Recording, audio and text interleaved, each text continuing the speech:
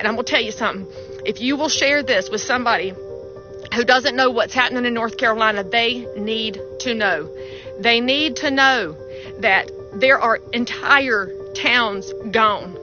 Chimney Rock is gone. A beautiful town. Swannanoa, gone. Montreat, gone. Before we get into today's video, I just want to let you guys know that this video is for educational purposes only. Please remember to be kind to everybody everywhere, in your everyday life, in your home, in the grocery store, and especially in the comment section down below. Please do not show hate to anybody, anywhere.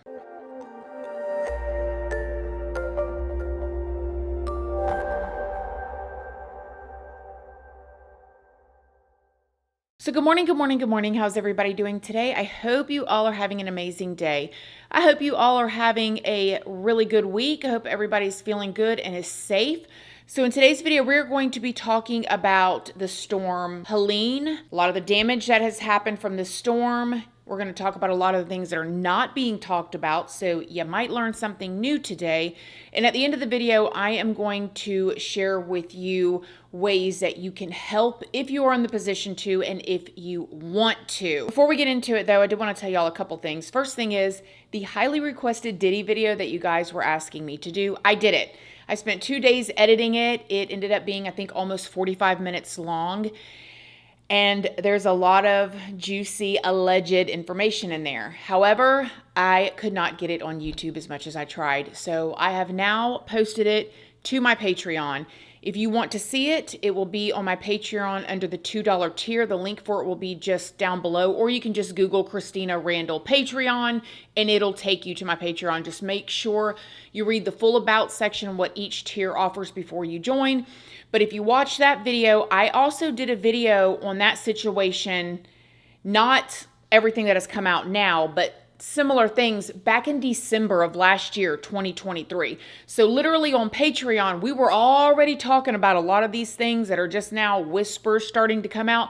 We were talking about that on Patreon last year. So if you're interested in that type of thing, and if you want to see this almost 45-minute video that I put together, adding clips of other people in the industry and what they have said and connecting the dots and stuff, that's going to now be on my Patreon under the $2 tier. This would be a good time to let you know that I'm going to be talking to you guys about everything in this video from public stuff that is already out there. If you want to find me on other platforms, I have another channel, Casually Christina, which is a more casual version of what I do on YouTube, kind of just sharing personal life stuff. I'm also on Instagram, Snapchat, Facebook, and Like to Know It. Like to Know It is a platform where you can find links to a lot of the stuff that I use, that you guys ask about and that I like, clothing items, makeup items, all different types of stuff. And then I'm also, again, on Patreon, and all of those platforms are linked down in the description box if you would like to come and check me out. So let's just get right into it.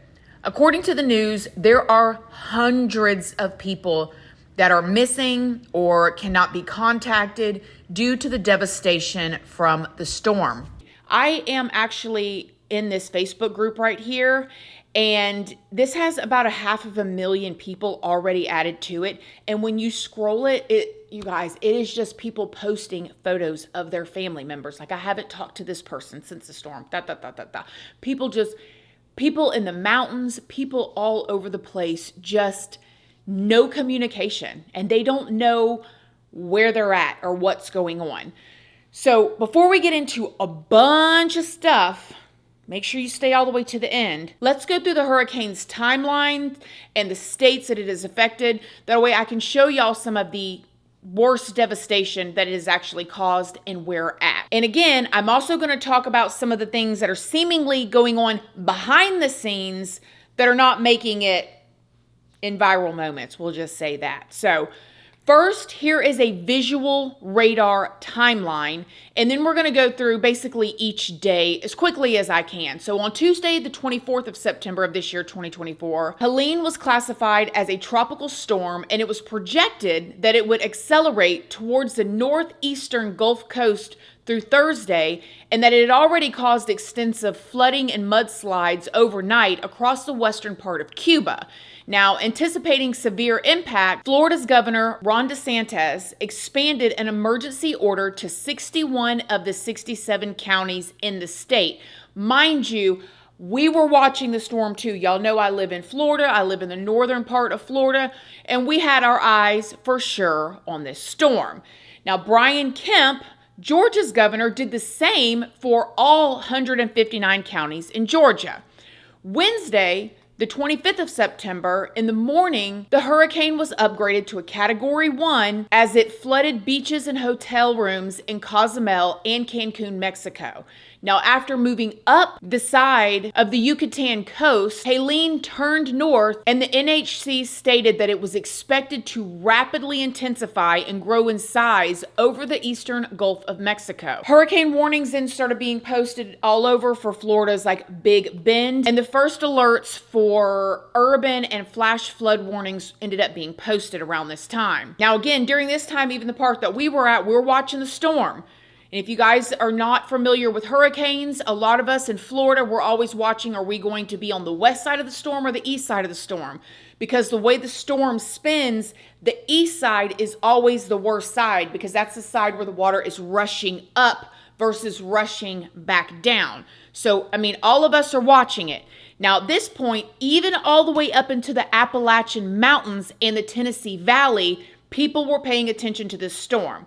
By Thursday, the 26th of September, this storm strengthened extremely quickly throughout the day in the ultra-warm waters in the Gulf of Mexico, and this is the point that it was upgraded to a Category 4 hurricane with winds above 130 miles an hour as it headed straight towards the Gulf Coast of Florida. Now, the NHC warned of a catastrophic wind and storm surge that would be a combination that would definitely be life-threatening conditions, and that would also affect the areas of the inland. The hurricane made landfall at 11:10 p.m. at Keaton Beach, Florida. Now, according to this guy in Florida, he said that officials were telling the locals there that they needed to take a Sharpie and write their information on the wrist of their arms, that a way bodies could be identified. And Friday, September 27th, by the morning, the Gulf Coast was full of absolute destruction and devastation, with entire coastal communities having been swept away by the storm surge and buildings completely blown apart. Tim shut off the power, put life vests on both dogs, and climbed with them to the roof as the wind whipped around them. Water reached the tops of the palm trees. Reality hit, and he recorded a message to his wife. I hope I make it. If I don't, I love you.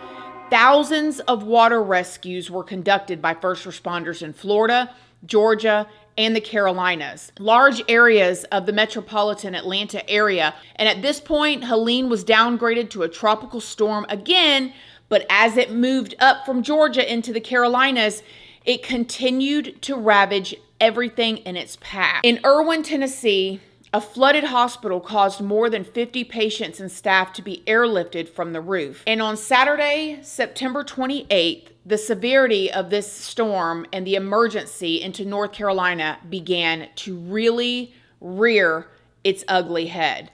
Authorities said that because of the flooding, all these fallen trees, damages, and debris, all the roads in the western part of the state should be considered closed. The town of Asheville was underwater and totally cut off. And you guys, I'm sure by now y'all have seen these videos of Asheville. Oh my gosh. A really good friend of mine's grandmother, who's in her 90s, was in a town right outside of Asheville, literally just a few minutes up into the mountains, and she was trapped as well. Again, in her 90s by herself. The power is out. And this is the situation that a lot of people are in. Complete power out and all these trees down. You're talking the mountains. So it's not like you have all these different highways or back roads to take to get in and out of where you live. It's typically one road, winding road, going up a mountain or going down into these valleys. And there's all these trees down, and the flooding is causing these roads to wash away, and you can't get out. On top of that, people are stuck up into these mountains in these little grooves and stuff. This was a picture of one of the sheets someone spray painted on. SOS, 20 plus people trapped up here. It's the street that, we drove through just the night before to get to the Airbnb, and it's completely covered. And there's no power. And when there's no power, you're running out of water, you're running out of resources. And during this time, when it is dark at nighttime, it is pitch black everywhere. All you can hear is animals screaming. If you can hear any kind of ambulances, it is a very eerie feeling. And these people are stuck in the mountains right now with no way to communicate. If they have trees over them, they have no way to write out an SOS. They can't just drive down the mountain. They can't go and cut every single tree down. If you have elderly people, they cannot walk that far. This has been total destruction. A local sheriff in Asheville was quoted saying, "To say that this caught us off guard would be a complete understatement." Now, even though the conditions are very bad and extreme, for the places that are accessible, there are search and rescue missions out in the places where the people can get. And as you see in this video here, they're literally walking through the mud. They're walking these dogs, sniffing through the mud, looking for bodies. This storm is considered to be one of the deadliest hurricanes to make U.S. landfall in recorded history since the 1950s. So basically in over 75 years. Only 8 hurricanes have taken more than 100 lives. As of today, on October 2nd of 2024, the death toll has risen to at least 178, with hundreds and hundreds of people still missing, and the death toll rising every single day. And the original reports, falling trees have been the biggest cause of death reported. Now, in remote areas, there have been helicopters and actual people coming up to volunteer.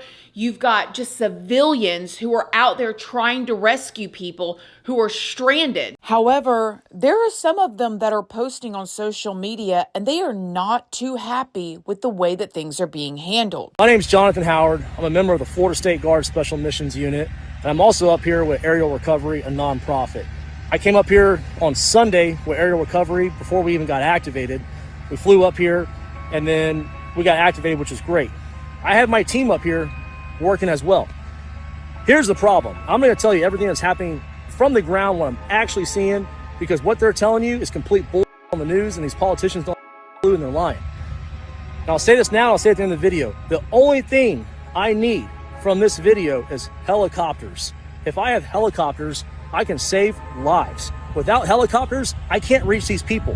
It doesn't matter how many chainsaws and trucks I got, I can't get to them. They're 10 miles in, 20 miles, 40 miles in the mountains. There's no way to get with them or even communicate with them. I am literally flying around in a civilian helicopter looking for SOS messages carved in the mud or painted on the ground, and we're dropping down and saving them. What got me fired up about this was yesterday, me and my team did the rescue of that 11-day-old baby. And all these government officials and social media, they're showing that video, that pictures and video of that rescue, and claiming that like they have some like government helped with that. And I mean, even USA, I think it was USA Today, wrote an article about it saying it was a Florida National Guard that went and got it, like with a helicopter. No, it was me, my buddy Charlie, and a civilian named Zeb with his own personal helicopter out of Wilmington, North Carolina. Like without that civilian, that baby would be dead. And the old lady we went and rescued after that, she'd be dead too, because she had 1 day left of oxygen. No one was going to go get them. I will tell you, when we go up in the air, I probably see 40 civilian helicopters, and I might see 2 Blackhawks, National Guard, military, whatever they are. That's it. No one's out there doing rescues. I have my entire team up here from Florida right now, and they have no ability to go rescue these people other than what they can drive to. And the people that are in dire need, they're out in the mountains. They are completely cut off. Everybody wants to pretend like they're being the hero while these people are literally fucking dying in the mountains. And these people, like I'm saying, these people are limited medication, they're running out of oxygen, and there's no one going to get them.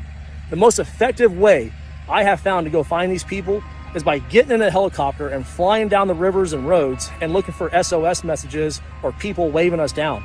And then we drop down and get them. We have all these people here. We have law enforcement, we have State Guard, National Guard. They have no way to go get these people. Yesterday, when I was at the Asheville airport refueling, which by the way, The civilian is paying all this out of his own pocket. He's not even looking for a reimbursement. I think we did 4 refuelings yesterday. And that was like just in half a day's work. We're in Nashville, and I saw 2 Air Force helicopter 60s. And I knew they were PJs, just looking at them. And I went up to them, I'm like, hey guys, like, what are y'all doing? And like, this is what you need to be doing, this is how I'm finding people. And they're like, we can't go. We're waiting on Title 10 orders. And I'm like, what? They can't get any authority. There's military helicopters all over here sitting on the ground, and they can't do nothing. Even my JSOC boys in Fayetteville, they can't get orders to come out here. It is just the most disgusting thing, and they're killing these people. And I don't know why they're doing it. I don't know what kind of conspiracy. I've heard so many things, whatever you want to come up with, but they are literally allowing these people to die in the mountains right now because we can't get helicopters.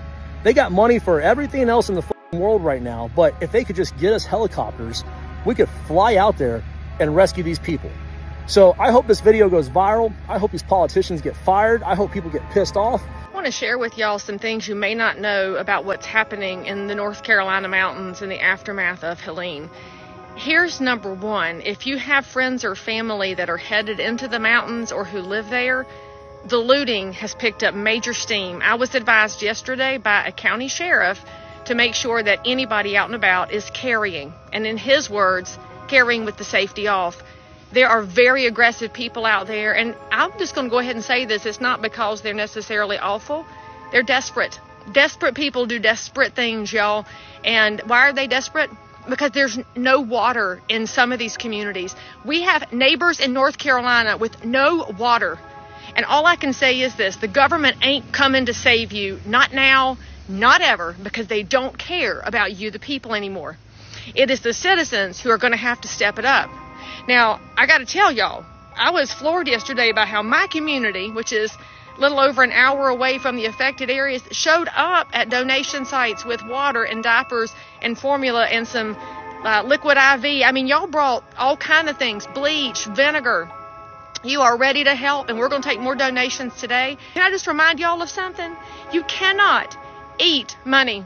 You cannot drink money. So for those of y'all that thought money was your God, and by the way, that includes our freaking elected officials, it's not your God. Told my girlfriend this morning while we were talking about this during our run, I said, tell your children, 'cause she's got grown children, this is why you keep a stash of water on hand. This is why you keep a stash of food on hand. But for those of y'all that are not in affected areas, if you can take your donated items and send it to the mountains, then send it with a friend. Make sure you're sending truckloads so that we don't overload the roads, because our first responders are overwhelmed. By the way, thank you, Governor DeSantis, for doing more for North Carolina than North Carolina's governor has. I'm very grateful for your National Guard, because we have to help each other, y'all. And I'm going to tell you something. If you will share this with somebody who doesn't know what's happening in North Carolina, they need to know. They need to know that there are entire towns gone. Chimney Rock is gone. A beautiful town. Swannanoa, gone. Montreat, gone. Other towns damaged beyond repair. That means our geography has changed. Our culture is at risk.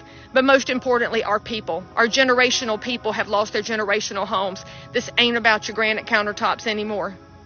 Listen, y'all, listen. Tell somebody how they can help. I am but one resource. There are people I know all over North and South Carolina that have been gathering up goods and trucks. Somebody as far away as Massachusetts putting a truck together. Let me know. I can connect you to where to take things. The Baptists are doing a great job out of Boone. Samaritan's Purse is on the ground. I trust those two organizations. I wish I had trust for more, because I don't trust this government, but I trust the people of North Carolina. Y'all, the biggest thing you can do, pray. Pray right now. Pray fervently that people will turn their hearts back to God, and pray for a hedge of protection around all those who have seen things they should never have to see. I'll tell you one more story before I hang up this video. I had a lady come to my donation site yesterday, and her grandson is 10 years old, living in the mountains with his mother, who works in a VA hospital. They're getting the kid out today to get him home because they can finally get him out. And they're worried because he has seen things he should never have to see. When you have children that are seeing bodies on the ground and towns gone, we're going to have to answer for that one day, y'all.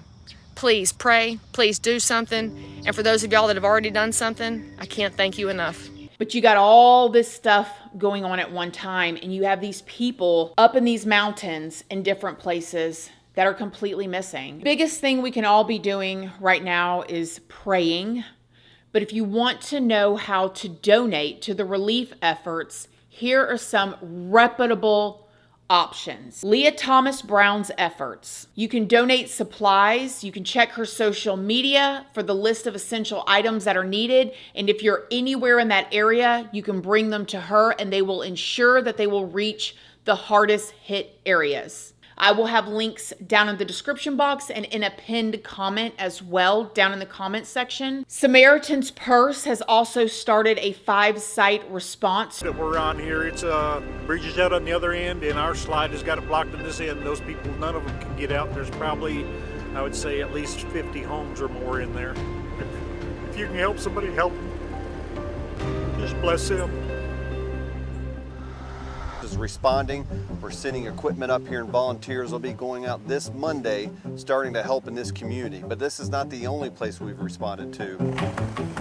Banner Oak, they're out of water, they're out of food.